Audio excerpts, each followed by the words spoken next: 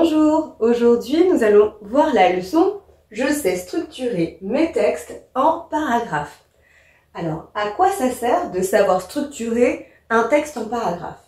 Les paragraphes vont faciliter la lecture du texte. Ils vont également organiser les idées. Dans chaque paragraphe, on va développer une seule grande idée. En ce qui concerne la présentation, on revient à la ligne pour un nouveau paragraphe et on fait ce que l'on appelle un alinéa. C'est un espace qui correspond environ à 3 gros carreaux. J'ai mis un exemple. Là, on va dire que c'est le bord de la feuille. Ma flèche correspond à un espace d'environ 3 carreaux. Mais évidemment, quand toi tu écris, tu ne mets pas de flèche. Aujourd'hui, je me suis levée tôt. J'ai pris le bus à 8 heures et je suis arrivée à l'école. J'ai une seule idée qui est développée dans ce paragraphe, c'est-à-dire mon réveil et mon arrivée à l'école. Je pourrais avoir un autre paragraphe qui commencerait par « Dans l'après-midi, j'ai eu un cours de sport. » Point. Et ensuite, je pourrais m'expliquer. C'est-à-dire que là, je passerai sur une autre grande idée. Je n'oublie pas également que je saute une ligne entre chaque paragraphe pour bien les rendre clairs. Donc là, j'ai un point. Si je devais commencer un autre paragraphe, je saute une ligne, je refais un alinéa et hop, je suis repartie.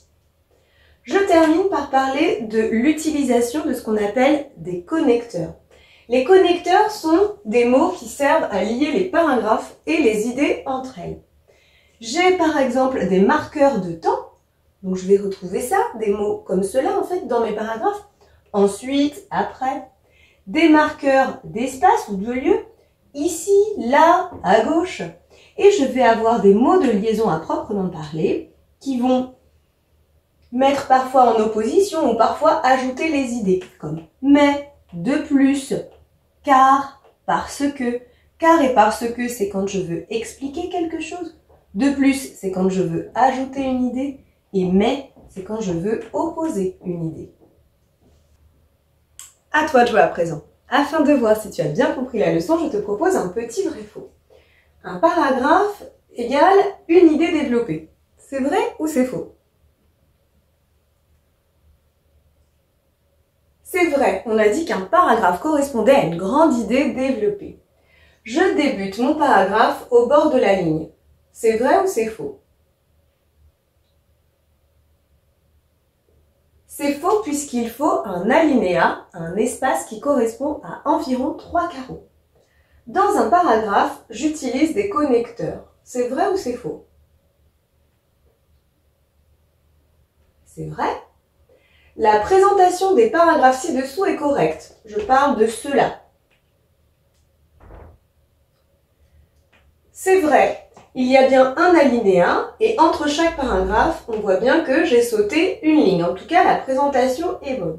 Et je termine avec « Ils sont dans le bon ordre ». Ensuite, je suis allée déjeuner à la cantine, on a mangé du poisson, c'était délicieux. Enfin, j'ai terminé à 16h30. Je suis rentrée à vélo et j'ai fait mes devoirs. Tout d'abord, je me suis levée à 8h et je suis arrivée à l'école à 9h. Nous avons regardé un spectacle toute la matinée. Ensuite, enfin, tout d'abord, est-ce qu'ils sont dans le bon ordre? Non.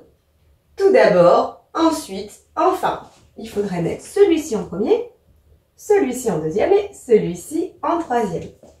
Si tu as encore des difficultés, eh bien tu n'hésites pas à pratiquer avec les exercices en ligne. Mais j'espère que c'est plus clair maintenant. À bientôt. Maintenant que tu as tout compris, entraîne-toi en faisant les exercices ci-dessous.